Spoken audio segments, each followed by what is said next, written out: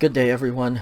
Welcome to chapter 24, as you see on the screen. This covers the imperative mood, and congratulations for making it to the second to the last chapter in the book that we will be covering this year. The exercises for this chapter, just to go over the calendar coming up, the exercises for this chapter will be due on Friday, June 12, and that will actually be the last translation exercise that you'll be doing. What follows for chapter 25, we will cover chapter 25 next week, but that will not be a separate assignment. I will just have you study that for the final, which I will get out to you probably before test week. I think I'm going to get that out to you on Friday the 12th, and then you'll have the entire week to do it. The grades are due the Tuesday after exam week. If I'm not mistaken, that is Tuesday, June 23, that I will have to get your grades into the office. I'm going to ask that you give me a couple of days to get the grades all done and the final all scored, and that will probably take me a day or two. And so if you can have the final, plan on having the final back to me on Sunday, June 21. All right, because we're not meeting or anything, I can pretty much make that due anytime I want, and so I'm going to give you up until Sunday after exam week. Okay, so Sunday, June 21 is when the final will be done. I'll send all of this information to you on an email, so you don't have to come back here and listen to me rambling on and on about this. Okay, but just wanted to go over some notes for the calendar coming up. And yeah, let's look at chapter 24, covering the imperative mood. All right, the imperative mood is technically it is the mood furthest removed from reality. Okay, because it is involving, you're trying to exercise your will on another person. It is definitely not real. It is, it's not even a possibility. It's somebody else determining whether it's a possibility. So that's something to keep in mind. Like all moods other than the indicative, when we talk about tense in the imperative, it is not referring to the time of action, but it is referring to the type of action. Now, like the subjunctive mood, the imperative mood only has two tenses that you need to worry about, the present and the aorist. And the aorist imperative, I've listed it first because it's what we call the unmarked tense. In other words, it's kind of the default. The aorist indicates that the action is happening.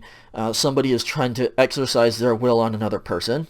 Okay, but it does not have any indication of continuation or any kind of repeated action or anything like that. Okay, it's just saying this thing happened at some point in time.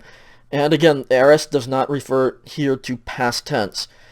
Actually, the imperative mood is pretty much always referring to a future time because the person makes the command or request, and then the action either happens or doesn't happen in the future. Okay, but so don't think of this as being in any way associated with past or present time. All right, the aorist tense is simply named that because it's not indicating any kind of continuation, repeated action, whereas the present imperative is the sort of unusual case, and the present emphasizes that something is continuing. Okay, the command is for an action that is going to be continuous or repetitive in nature. Okay, so those are some things to think about with the imperative mood.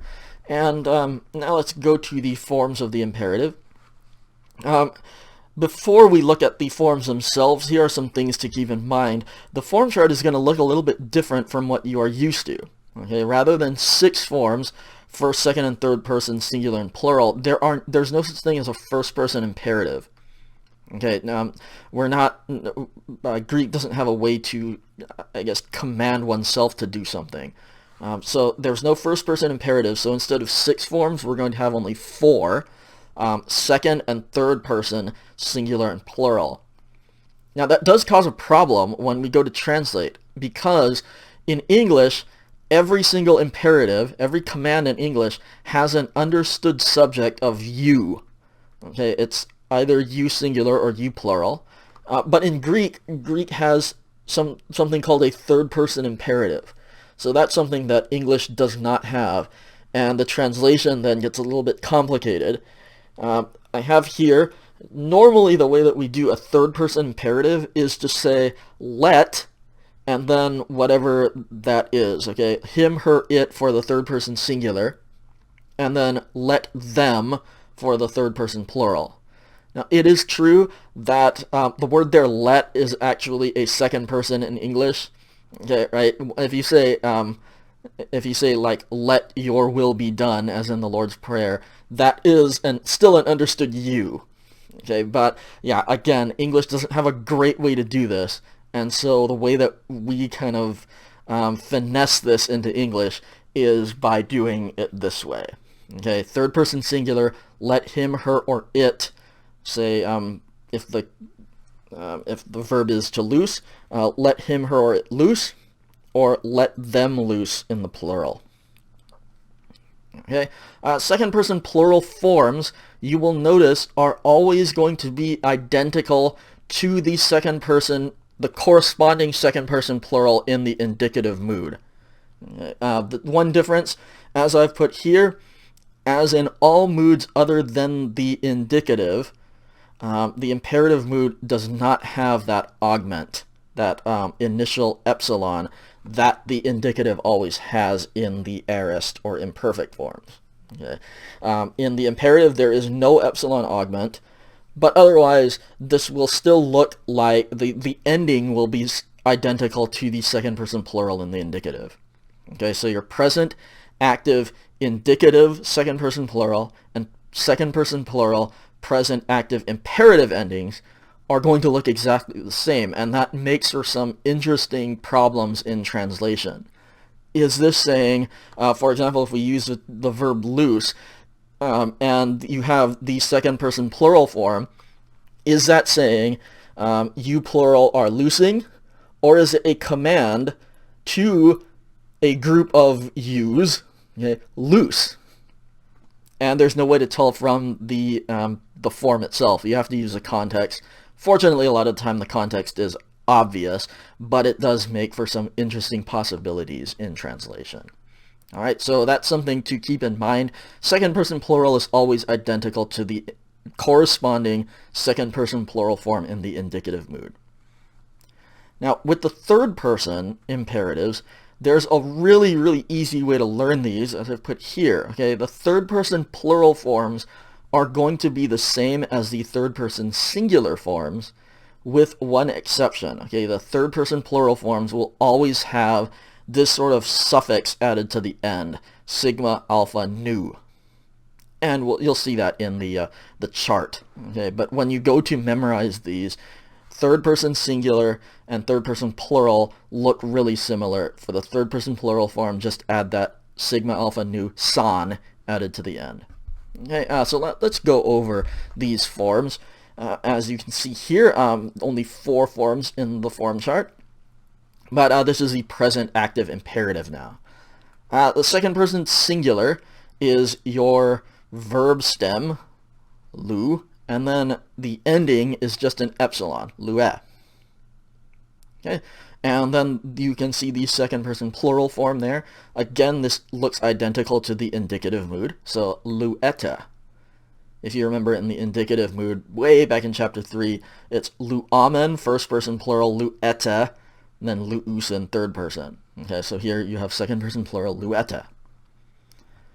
The third person imperatives are lueto, singular, and then as I said before, just add sigma alpha nu to the end of the third person singular and you get the third person plural, lueto san. Alright, and then the meanings of this. Second person singular, an understood subject of you, so it's just loose, and then same thing in the plural, just loose. Okay, speaking to a group of yous. Then in the third person singular, let him, her, or it loose, and then third person plural, let them loose. I did put this thing on the bottom there with the presents. A more accurate translation, if you want to be like super precise about this, would emphasize that continuous kind of nature of the action that is being commanded. So it'd be something like be loosing, okay, or keep on loosing. Let him, her, or it keep on loosing in the third person, okay, or let them be loosing. But yeah, that's something to keep in mind.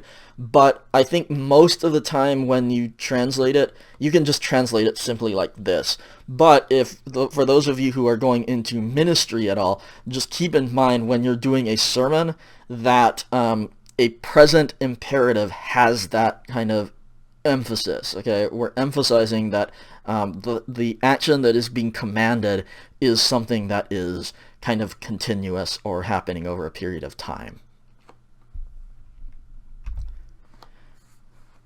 All right, now moving on to the present middle passive imperative. If you remember, in the present, the middle and passive forms are always the same, so you don't have to worry about multiple charts or endings here. Second person singular, lu. Second person plural, again, is the same as the present middle passive indicative, lueste. And then the third person singular is luesto. And then the third person plural, same as the third person singular, just add those three letters on the end. It becomes luestosan. Another thing to note is the way that the third person endings, actually the second person ending too, you have, I'll move this back to the active imperative. Notice in the second person plural, it's epsilon, tau, epsilon. Then there's a tau also in the third person singular and the tau in the third person plural. Right? Ete, eto, etosan. And then in the middle passive, you have the same ending pretty much, except wherever you had a tau in the active, you have a sigma theta in the middle passive. So in the second person plural, where you had luete, now here in the middle passive, it's lueste. All right. Also in the third person singular, where you had eto as the ending, here it's esto, luesto. And then in the third person plural, instead of luetosan, it's luestosan. All right, so that's a nice little pattern there that will help you with the imperatives.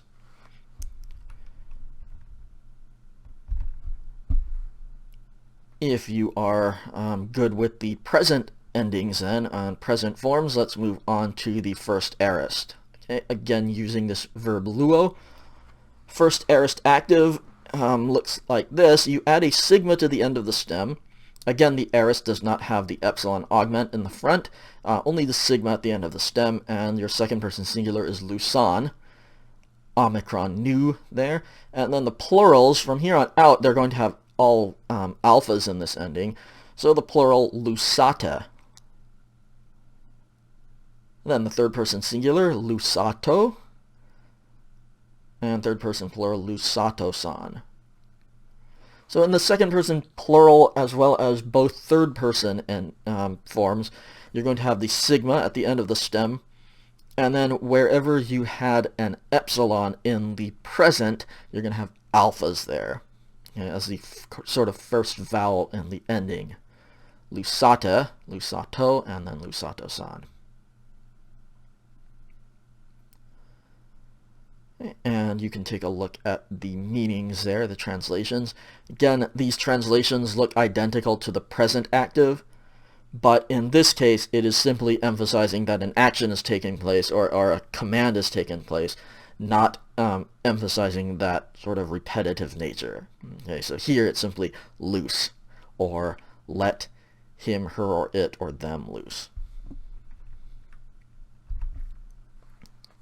Okay, moving on to the aorist middle now. Remember, in the aorist, the middle and passive are separate. And so let's take a look at the first aorist middle. You still have the sigma at the end of the stem. And this one has all alphas through the endings. So second person singular, lusai. This is only middle, so it's loose yourself. And then lusaste is the second person plural. loose yourselves. And your third person singular, loosastho. And third person plural, just add that sigma alpha nu to the third person singular. Loosastho becomes loosasthosan. Let them loose themselves. Okay, for the sake of space, I did not put the him, her, it on the third person singular, but just to be clear, any one of those are possibilities. Okay, it could be let him, her, or it loose him, her, or itself. But yeah, that was just a little bit too much space there. I just put one of the possibilities.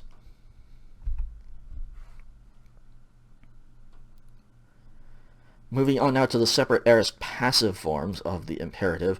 If you remember from the indicative, the way that you tell that something is an aorist passive is that there's a theta and after the stem, and then the endings begin with etas. So you have a theta eta just there, and you can see that here. Second person singular is lutheti, and the second person plural luthete. Both of these are passives now, so this is be loosed. And then the third person forms singular lutheto and plural luthetosan. Let him, her, or it be loosed. Now, something is acting upon that it. And luthetosan, let them be loosed. Passive.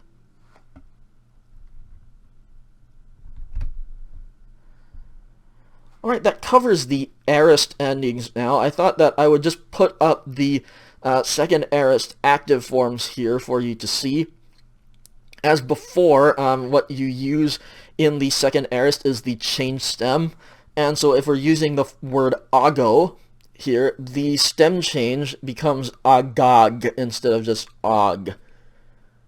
It's kind of that doubled form there. So you see that, and you know that that is the aorist tense stem, change stem, and then the endings are going to be the same as the present tense corresponding voice. Okay, so here the second aorist uses the changed aorist stem along with the present active endings, and so in the second person singular it's simply an epsilon.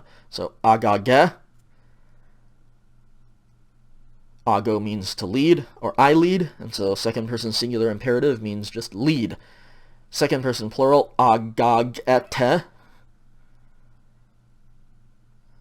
And third person singular, agageto. And third person plural, agagetosan. Okay, so yeah, again, aorist change stem, agog, and then the endings are going to be the same as the present active endings. Now, I did not put up the separate charts for the second aorist middle or the second aorist passive, but yeah, the second aorist middle would work the exact same way. You take the same second aorist change stem and use the same endings as the present middle passive. Okay, for the second aorist middle, and then the aorist passive, if there is a change stem in the aorist passive, use that change stem, and then use the same aorist passive endings from the previous slide. Alright, any questions on that, you can contact me, but hopefully that is clear enough. One more slide that I wanted to put up here with the forms, okay, is the present imperative of to be. And here are your forms. They're super irregular, and so there's no way that you would know this if you're just reading along. The book does give it to you in kind of a chart in the back of the forms there. I think it's page 188 is where this information is, but just so that you have it, and I give it enough emphasis here. Second person singular of a me in the imperative is isthi, and don't forget the smooth breathing mark there on that iota to begin. isti, and it just means be. I'm not sure where this actually occurs in the New Testament. It's just be. Then the second person plural is este. Again, it looks identical to the indicative form there, the second person plural indicative, este. And then the third person singular, esto. And third person plural, again, just take the third person singular form and put sigma alpha nu on the end. Okay, esto in the third person singular becomes esto san in the plural. Let them be.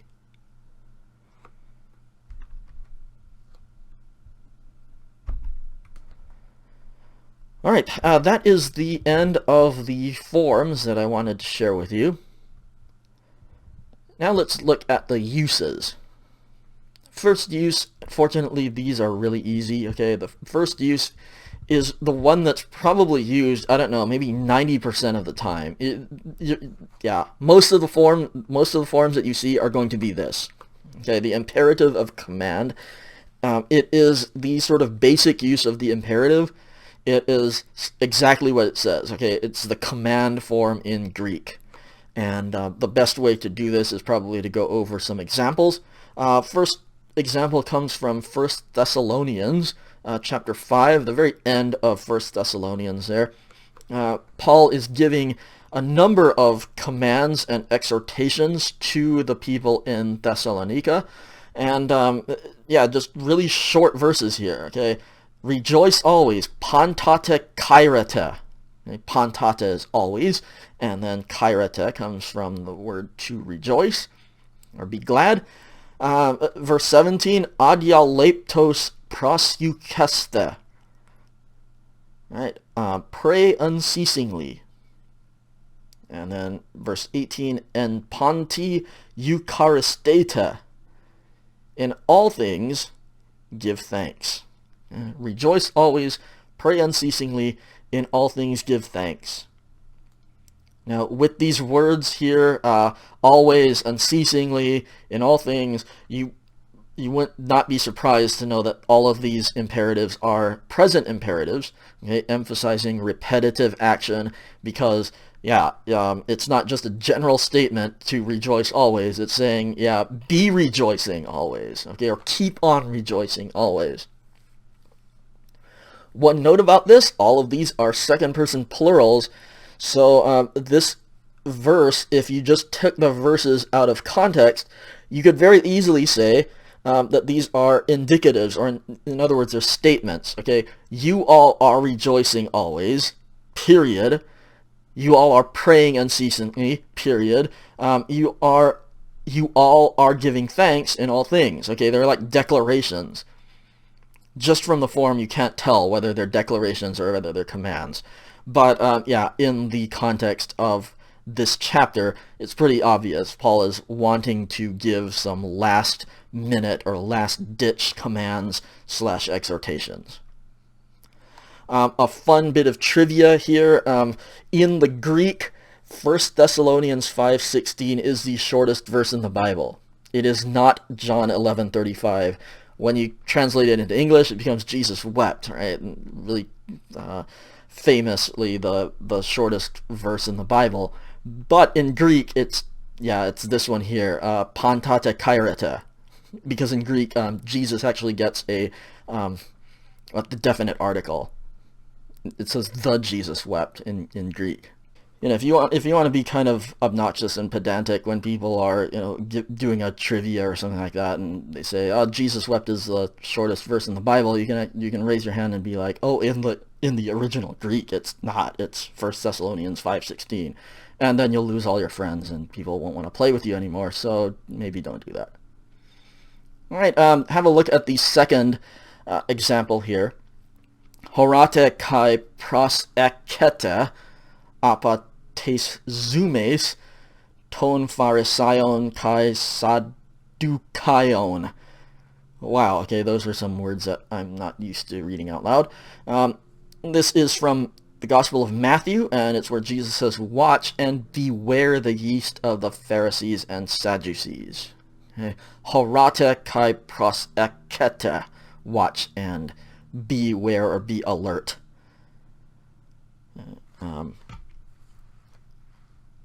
Just Jesus giving commands or encouragement, exhortation to his disciples, telling them what they need to do. Okay, there you have the imperative of command. Just, pretty much giving a command to someone or someones. Next one, let's look at the imperative of prohibition. We did study when we were looking at the subjunctive in the last chapter. You had the subjunctive of prohibition, in which you would use the word may plus an aorist subjunctive. And the subjunctive of prohibition is the statement or the way that we make a prohibition against beginning something, okay, starting something. In the Sermon on the Mount, Jesus says, don't worry about tomorrow. All right? And what that means is, in case you're not worrying about tomorrow, hey, don't start. Okay? It doesn't lead to anything that's helpful or good. So don't start worrying. Don't ever worry about tomorrow. The imperative of prohibition is kind of the other side to this. You can see it in the form there. You have, again, may to negate this, the not. And then this is going to use the present imperative. Okay? The present, again, is the form that you use to suggest repeated or continuous action. And so this is saying that if you are in the middle of doing something, you need to stop doing that thing that you are doing. Okay? Again, distinct from the subjunctive of prohibition. Subjunctive of prohibition says don't start this thing. Imperative of prohibition says you're in the middle of doing it and you need to stop it. So here is a text. It looks like I forgot to put up the verse there. It is the end of the previous text from 1 Thessalonians. Okay, this is 1 Thessalonians 5. I think it's like verses 18 and 19. So continuing on in this, Paul has said, rejoice, always rejoice, pray without ceasing, and in all things give thanks. Then he tells the audience what not to do. Okay, or actually what they shouldn't be doing that they're already doing here. Stop quenching the spirit, stop despising prophecies. Apparently he was worried that some people in the church were in fact like dousing the spirit in people, in other people maybe, and so he's saying stop quenching the spirit, stop despising prophecies. And you can see that with the may, the not, and then both of these are present imperatives. So you can translate it this way. You don't have to. Okay, this could be just don't quench the spirit, don't despise prophecies. All right, but this is an option because you have the may plus the present imperative. All right, this next one is the imperative of entreaty. Not really a separate category. The book lists this as a separate category. Okay, I personally don't think that it's enough of a distinction to say that this is, a whole different way of translating. You're still going to translate this as an imperative, but it is used when you're addressing somebody who is obviously in kind of a superior position. Probably a much greater thing back in the time of the New Testament, okay, when there was a lot of social stratification, and you always had to be aware of like how you're talking to people like above you or below you in that hierarchy. Okay, but when you're talking to somebody in an obviously superior position, you can put in this word please, okay, to make it sound like I'm not like commanding my superior to do something. A lot of times in the Bible, it's going to be when somebody is talking to God, maybe in a prayer or something, and you don't want to come off like, God, do this. Maybe, not super reverent or something. And so we can put something like please in there. The example here is from Jesus' prayer in John 17, where he says, Holy Father, preserve them. And if you want to preserve that sort of hierarchy thing, you can say, Holy Father, please preserve them. So yeah, you can put that please in there. It's not going to be in the Greek. So if you use this, you can do that, but you don't have to. Okay, if you just translate it, Holy Father, preserve them. That's going along with, I think all of the English translations that I've read just translate this like a regular imperative. Now that does it for the uses of the imperative. Okay, pretty much a command or a prohibition. One last thing in this chapter that we have is another mood called the optative mood. It is only used a few times, so I'm not going to go over it. It's really not worth going over the forms or looking at the ways to translate this, but be aware that this is another mood, and yeah, it's the mood of a remote possibility or a wish. And the way that it is used in the New Testament, there's only one sort of expression that is used repeatedly in the New Testament, and it's really the one optative that you should be aware of. Okay, in some of the letters of Paul, he uses this expression that I've put on the screen there. Okay, and it's pronounced and it's read me genoita. Okay, that form there, genoita, is the optative from ginomai. And if you remember, the verb ginomai is the word to become or I happen. And so when you say this, me genoita, it means, okay, again, optative means like remote possibility. And so me genoita means let it not even be a remote possibility for this to happen. Okay, don't even think about it is one way to translate. Okay. And Paul uses this in things like Romans when he uses these rhetorical questions. Okay, for example, when he says something like, "So what shall we say about these things? Should we sin more so that grace will abound even more?"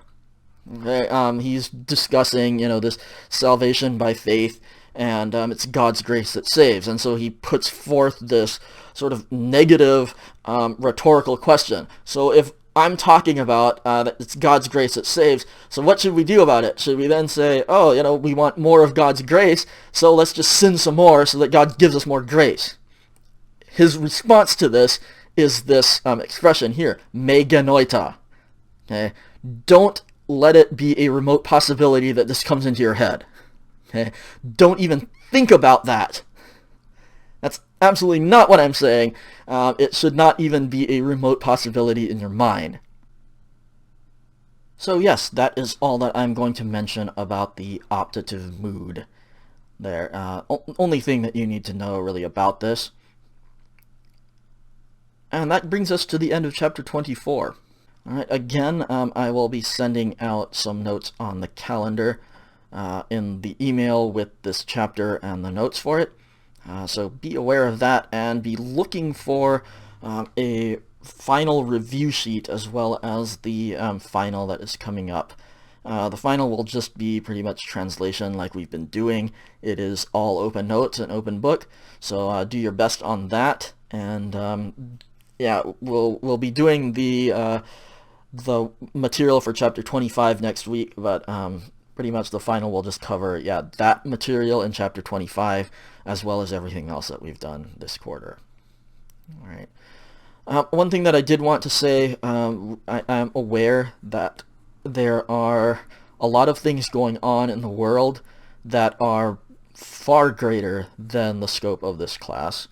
All right, and you've been through a lot this quarter. I know it's been very difficult, even for me, to find time and motivation to get all of this done. And so I can't imagine how it is for all of you having to balance other classes and everything else going on in your lives. Okay, and then we've had some major protests and major thinking about a lot of issues that are probably much greater than learning Greek. Okay, so if anyone is having trouble like focusing, or you're having a tough time doing this stuff, let me know and I'll work with you. Okay,